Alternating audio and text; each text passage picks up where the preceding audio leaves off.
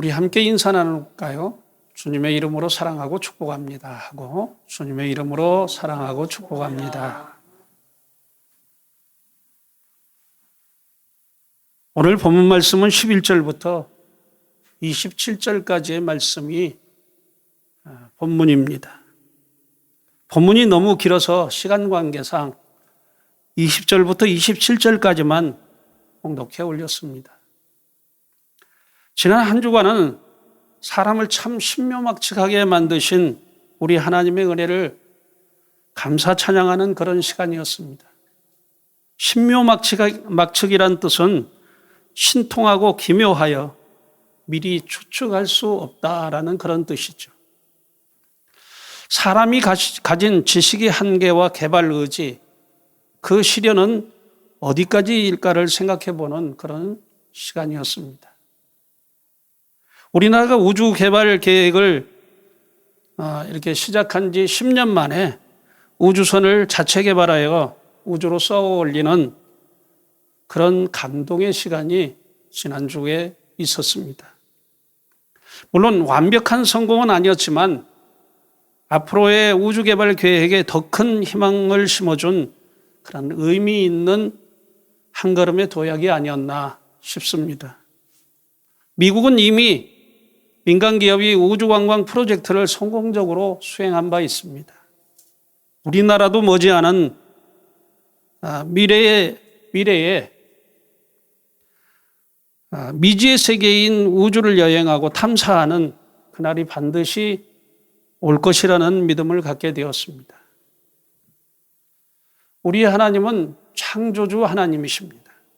하나님은 아무것도 없는 무의 공간에 만물을 창조하시고 또한 사람을 신묘막측하게 창조하신 분이 바로 우리 하나님이십니다. 하나님께서 우리를 그렇게 신묘막측하게 창조하신 이유가 뭘까요?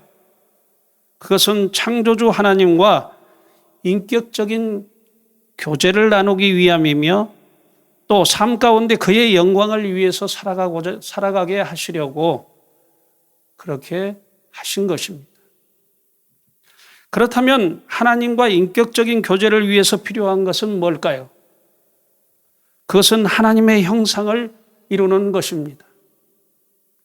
그래서 그의 성품과 속성을 담게 창조하신 것이죠. 또 하나님은 천지 우주 만물을 창조하시고 사람에게 그것들을 다스리고 정복하도록 허락하셨습니다. 그것 또한 하나님의 영광을 위한 것이죠. 우리는 인생 삶의 목적과 이유에 대해서 한 번쯤 깊이 생각해 볼 필요가 있습니다. 그리고 하나님께서 우리 각 사람에게 맡기신 달란트를 어떻게 잘 활용할 것인가에 대해서도 심사숙고해 보아야 합니다. 그런 의미에서 오늘 본문 말씀을 통해서 우리에게 들려주시는 열문화의 비유의 말씀은 참으로 중요한 말씀이 아닐 수 없습니다. 예수님의 행적이 점점 예루살렘에 가까이 이르자 예수님의 제자들은 하나님의 나라가 당장 임할 것인 줄 착각했던 것 같습니다. 그들이 왜 그런 착각에 빠진 걸까요? 그것은 그들이 예수님에 대한 정치적 메시아의 꿈을 버리지 못한 데서 비롯된 상상인 것이죠. 사실 이 열문화의 비유는 그들의 이 잘못된 메시아관을 바로잡는 데 있어서 매우 중요한 말씀이기도 합니다. 여러분, 본문 말씀의 이해를 돕기 위해 잠시 그 내용을 살펴보면 이렇습니다. 어떤 귀인이 왕위를 받아가지고 오려고 먼 나라에 갈 때에 그 종들 10명을 불러서 각기 은화 한 문화씩을 주면서 이렇게 명령합니다. 너희는 내가 돌아올 때까지 이것으로 장사하라. 그런데 그 땅 백성이 그를 미워합니다. 그래서 그들이 사자를 뒤로 보내어 먼 나라 왕에게 이렇게 구합니다. 우리는 이 사람이 우리의 왕됨을 원치 아니하나이다. 하지만 귀인은 자기 땅의 백성들의 그런 방해 공작이 있었음에도 불구하고 먼 나라의 왕에게 왕위를 받아가지고 돌아오는 것이죠. 돌아와서 자신의 종들을 불러서 은화를 가지고 종들이 각각 어떻게 장사하였는지를 듣고자 합니다. 10명의 종들이 주인에게 각기 은화 한 문화씩을 받아가지고 장사를 했을 것입니다. 어떤 종들은 그 한 문화를 가지고 장사하여 많은 이익을 남겼을 것이고, 또 어떤 종들은 그보다 조금 적은 이익을 남기기도 했을 것입니다. 그리고 어떤 종들은 이익을 전혀 남기지 못한 종들도 더러 있었을 것입니다. 예수님은 이 비유에서 그 종들을 세 부류의 종들로 구분하여 말씀합니다. 그때 그 첫 번째 부류의 종들이 주인 앞에 나와 은화 10문화씩을 내어놓으면서 이렇게 말합니다. 주인이여, 당신의 한 문화로 10문화를 남겼나이다. 그래서 주인이 그들에게 이렇게 칭찬합니다. 잘하였다, 착한 종들이여. 너희가 지극히 작은 것에 충성하였으니 내 나라의 10고을의 권세를 차지하라 라고 이렇게 명령합니다. 그리고 그 두 번째 부류의 종들이 주인 앞에 나와 이렇게 말합니다. 주인이여, 당신의 한 문화로 5문화를 만들었나이다. 그러자 그 주인이 그들에게도 이렇게 칭찬합니다. 잘하였다. 너희도 내 나라의 5고을을 차지하라. 다음 세 번째 부류의 종들이 주인 앞에 나와 한 문화를 내어놓고 자랑스럽게 다음과 같이 말합니다. 주인이여, 보소서, 당신의 한 문화가 여기 있나이다. 내가 수건으로 잘 쌓아두었나이다. 이는 당신이 엄한 사람인 것을 우리가 무서워함이라. 당신은 두지 않는 것을 취하고 심지 않은 것을 거두나이다 라고 말합니다. 이에 그 주인이 종들을 향해서 이렇게 말합니다. 이 악한 종들아, 내가 내 한 말로 너희를 심판하노니 너는 내가 두지 않는 것을 취하고 심지 않는 것을 거두는 엄한 사람인 줄 알았느냐 하면서, 그러면 어찌하여 내 돈을 은행에 맡기지 아니하였느냐. 만일 그렇게 하였으면 내가 와서 그 이자라도 함께 그 돈을 찾았을 것이 아니냐라고 그 종들을 꾸짖습니다. 그리고 그 주인이 곁에 있는 수행 비서들에게 이렇게 명령합니다. 저 한 문화를 수건에 쌓아둔 자들의 그 한 문화를 빼앗아 10문화를 남긴 자들에게 주라. 그렇게 명령합니다. 그러자 그 수행 비서들이 그 주인에게 이렇게 말합니다. 주여, 그들에게 이미 10문화가 있나이다. 이에 주인이 그들에게 다시 이렇게 말합니다. 내가 너희에게 말하노니 무릇 있는 자는 받겠고 없는 자는 그 있는 것도 빼앗기리라. 그리고 내가 왕됨을 원치 아니하던 저 원수들을 이리로 끌어다가 내 앞에서 죽이라. 고 명령합니다. 여기까지가 예수님께서 우리에게 들려주신 10문화의 비유의 말씀입니다. 사실 이 말씀은 예수님이 십자가의 고난을 앞두고 행하신 아주 중요한 비유의 말씀입니다. 어떤 의미에서 오늘날 우리가 어떻게 신앙생활을 해야 할 것인가를 경고하는 그런 경고성의 발언이기도 합니다. 복음서를 읽다 보면 예수님께서 수많은 비유를 통해서 하나님의 뜻을 전하고 있음을 우리는 발견하게 됩니다. 그래서 우리는 예수님께서 말씀하시는 이 비유에 대해서 좀 더 깊은 관심을 가지고 살펴보아야 하는 이유가 거기 있습니다. 그렇다면 오늘 이 10문화의 비유의 말씀을 통해서 예수님께서 우리에게 전하시고자 하시는 하나님의 뜻과 섭리는 과연 뭘까? 이것을 우리는 잠시 생각해 보고자 합니다. 첫째로 지혜로운 청지기가 되어야 된다라는 말씀입니다. 많은 사람이 자신의 존재와 목적을 상실한 채 삶을 살아가고 있습니다. 그리스도인은 자신의 존재와 목적을 분명히 알아야 합니다. 그렇다면 그리스도인의 존재와 목적은 과연 뭘까요? 그리스도인은 하나님의 선한 청지기로서 하나님께 영광을 돌리기 위한 목적으로 살아가는 사람들입니다. 예수님은 누가복음 12장 42절부터 44절에 그리스도인을 가리켜 지혜 있는 청지기임을 이렇게 말씀합니다. 우리 같이 함께 읽어볼까요? 한번 띄워주세요. 시작. 주께서 이르시되 지혜 있고 진실한 청지기가 되어 주인에게 그 집 종들을 맡을 때 따라 양식을 나누어 줄 자가 누구냐? 주인이 이를 때에 그 종들이 그렇게 하는 것을 보면 그 종은 복이 있으리로다. 내가 참으로 너희에게 이르노니 주인이 그 모든 소유를 그에게 맡기리라. 또 베드로 사도는 베드로전서 4장 10절을 통해서 그리스도인이 하나님의 선한 청지기임을 분명히 이렇게 말씀합니다. 같이 함께 읽어볼까요? 시작. 각각 은사를 받은 대로 하나님의 여러 가지 은혜를 맡은 선한 청지기같이 서로 봉사하라. 그리고 오늘 본문 말씀을 자세히 보면 그리스도인이 하나님의 일을 맡은 청지기임을 더욱 분명하게 나타내고 있음을 보게 됩니다. 그 말씀이 본문 10절과 18절과 그리고 20절에 분명히 나타나 있는데 종들이 그 주인에게 공통적으로 이렇게 표현해서 말합니다. 주인이여 당신의 한문하로 그렇게 말합니다.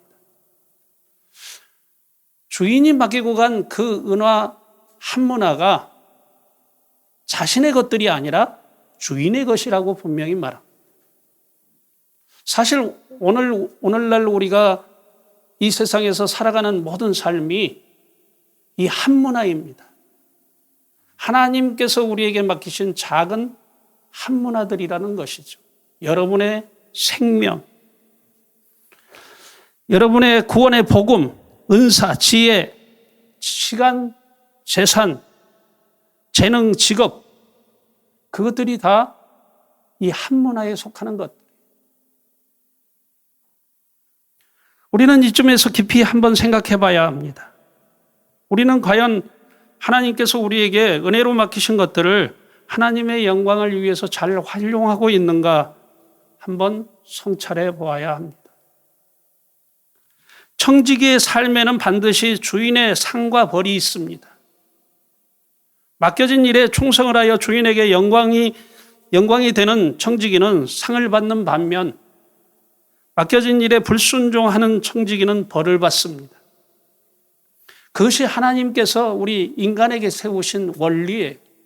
그리고 우리에게 맡기신 그런 모든 그 한문화에 담긴 어떤 의미죠.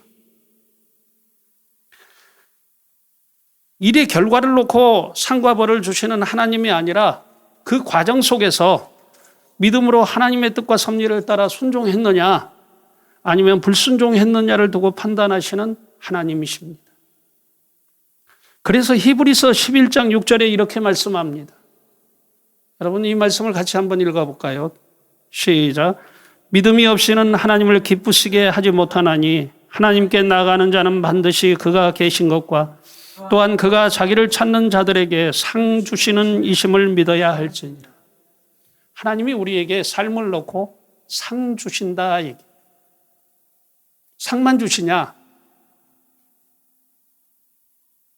하나님의 뜻대로 행하지 아니하고 불순종한 자들에게는 벌도 임한다라고 하는 것을 우리는 분명히 알아야 됩니다. 저는 간절히 바라고 소망합니다. 우리 사랑이 넘치는 교회 성도들은 하나님의 선한 청지기로서 하나님께서 우리에게 은혜로 맡기신 것들을 하나님의 영광을 위해 잘 활용하여 잘했다 칭찬받으며 하나님 나라의 영광의 상급을 얻는 축복의 주인공들이 되시기를 예수님의 이름으로 축복합니다. 둘째로 율법적인 종교인이 되면 안 된다는 말씀입니다. 본문 말씀에 나타난 10명의 종들은 크게 세 부류로 구분되었다고 말씀드렸습니다. 그 첫 번째와 두 번째 부류의 종들의 공통점은 그들이 주인의 뜻과 섭리를 따라 맡겨진 일에 충성을 다한 종들이라고 봅니다. 반면에 세 번째 부류의 종들은 그 집의 같은 종들이지만 그 첫 번째와 두 번째 부류의 종들과는 전혀 다른 점이 있습니다. 그 다른 점이 무엇이냐? 주인에 대한 인식의 차이입니다. 첫 번째와 그 두 번째 부류의 종들은 공통적으로 주인의 뜻을 옳게 받아들이고 믿음으로 그 명령에 따라 순종하는 자들입니다. 하지만 이 세 번째 부류의 종들은 주인을 엄한 사람으로 인식하여 두려워하며 그 주인의 뜻을 오해하고 있었다는 사실이죠. 다 같은 하나님의 일을 맡은 종들인데 어떻게 그 주인에 대한 인식의 차이가 이렇게 다를 수 있을까? 저는 이것을 복음주의 그리스도인과 율법주의 종교인들의 차이점이라고 봅니다. 예수님께서 지상의 복음 사역을 수행할 당시에는 아직 신약 성경이 전혀 기록되지 않았던 오직 구약 성경만이 존재했고 그것에 의존하는 그러한 때였죠. 그런데 당시에 바리새인들은 정통 율법주의자들로서 하나님을 잘 믿고 따르며 하나님의 종들이라고 그들 자신들을 그렇게 표방했어요. 하지만 그들은 예수님의 복음과는 상관없는 모습이었고 하나님의 뜻과는 전혀 빗나간 삶을 살았던 그런 사람들이죠. 결국 그들이 무지한 백성을 선동하여 하나님의 아들 예수님을 십자가에 못 박아 죽이는 그런 참담한 짓을 범합니다. 그들이 왜 하나님의 뜻을 그렇게 불순종하고 죄악을 저지르는 그러한 일을 자행한 것일까요? 하나님의 말씀을 잘못 이해하고 해석한 데서 비롯된 과오입니다. 한마디로 말해서 하나님의 언약의 말씀을 복음으로 받아들이지 아니하고 그들 자신이 정한 율법적 가치 판단으로 인식하고 이해한 것이죠. 여러분 구약 성경을 읽을 때 그 말씀을 여러분은 어떻게 이해하고 받아들이십니까? 올바른 성경관으로 구약 성경을 읽고 이해해야 합니다.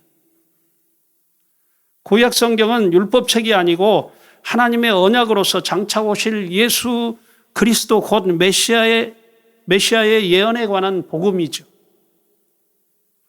구약 성경의 주인공은 모세와 엘리야가 아니라 예수님이 그 주인공입니다. 그래서 구약 성경을 읽고 이해할 때 우리는 그 속에서 예수님의 뜻과 존재를 발견할 수 있어야 합니다. 유대 바리새인들의 실수가 그것입니다. 그래서 구약 성경을 읽을 때 거기에서 예수는 발견하지 못하고 모세만 부각시키고 율법만을 거기서 들춰내가지고 그것이 마치 구원의 방향인지 구원의 어떤 결과일 것이다라고 생각하고 그것만을 추구하고 쫓고 그들 믿음 바탕에 바로 이 율법이 자리 잡고 있었다라고 하는 것이죠. 그래서 그들은 구원에 대한 인식조차도 다릅니다. 우리는 우리의 구소국의 주님이신 예수님을 믿어야 구원받는다고 믿습니다. 그것이 곧 하나님의 뜻이고 복음이기 때문에 그렇습니다. 그런데 그들은 율법을 지켜야만이 구원받는다고 그렇게 인식합니다. 그러면서도 그들은 오히려 자신들이 율법을 따라 행하지도 않는 것을 우리는 보게 됩니다. 그것을 우리는 어디서 알 수 있어요? 예수님이 전하신 이 산상수훈의 말씀에서 또 예수님께서 바리새인들을 책망하시는 마태복음 23장의 말씀에서 우리는 그것을 발견하게 됩니다. 그리고 그 율법을 가지고 다른 사람을 정죄하며 율법의 집행자의 위치에서는 그런 오만한 일을 자행한 것이죠. 율법의 집행자는 사람이 아닌 하나님이신데 말입니다. 그러니까 바리새인들이 하나님의 자리를 자기들이 대신했다라는 그런 의미도 되는 것이죠. 월권입니다. 한마디로 말해서.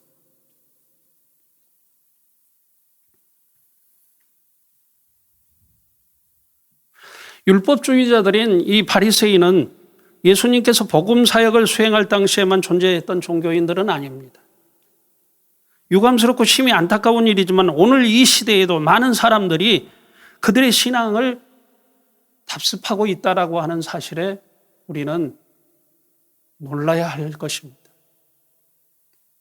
겉으로 보이기에는 이 사람이 참 크리스찬인지 아니면 율법적 종교인으로서 현대적 바리새인인지 잘 구분되지가 않습니다. 무엇으로 그들을 알 수 있느냐? 그들의 신앙과 믿음이 무엇에 바탕을 두고 있는가를 보면 그것을 확인할 수 있습니다. 참 그리스도인들은 그들의 신앙이 하나님의 사랑과 긍휼에 바탕을 둔 그런 사람들입니다. 그리고 그들의 믿음은 십자가의 구속의 주님이신 예수님을 믿는 믿음입니다.